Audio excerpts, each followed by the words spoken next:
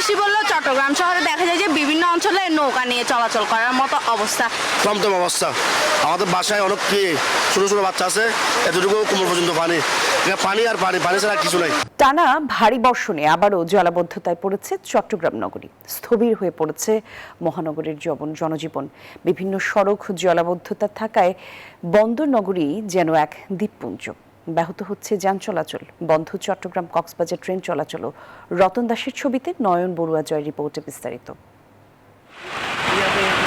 কোথাও হাঁটু সমান পানি, কোথাও আবার কোমর সমান। দোকানপাটেও প্রবেশ করেছে পানি। গত কয়েকদিনের ভারী বৃষ্টিপাতের ফলে চট্টগ্রাম নগরী এখন দ্বীপপুঞ্জে রূপ নিয়েছে।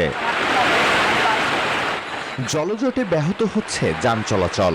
দুর্ভোগে পড়েছেন চাকরিজীবী, শিক্ষার্থী ও সাধারণ পথচারীরা। সব মশার বিরুদ্ধে সুরক্ষা দিতে এলো বসুন্ধরা এক্সট্রিম অ্যারোসল।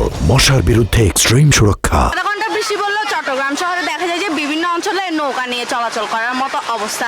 থমথম অবস্থা। আমাদের বাসায় অনেক কি ছোট ছোট বাচ্চা আছে, এতটুকু কোমর পর্যন্ত পানি। পানি আর পানি, পানি ছাড়া কিছু নাই। এদিকে কয়েক হাজার কোটি টাকার জলবদ্ধতা নিরসন প্রকল্পে সুফল না পাওয়ায় হতাশ নগরবাসী। মেইন রোডের সাইডে কাজটা করে এবং এর পাশে আর কোনো কাজ করে না। জলাবদ্ধতা নিরসনে কাজ চলছে বলে দায় সারছেন মেয়র। পাশাপাশি নগরবাসীকে সচেতন হওয়ার আহ্বান জানান তিনি। পুরা এখানে বঙ্গোপসাগর থাকার কারণে আমি আবারও বলছি, এখানে জোয়ারের একটা ব্যাপার আছে, কাজে যেটা অন্য শহরে নেই।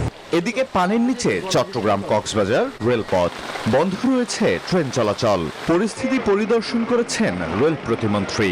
সিদ্ধান্ত হচ্ছে যে চিটাগাং কক্সবাজারে আমরা যতক্ষণ পর্যন্ত পরিবেশের উন্নতি না হবে এবং পানিটা নেমে না যাবে ততক্ষণ পর্যন্ত আমরা বন্ধ রাখবো।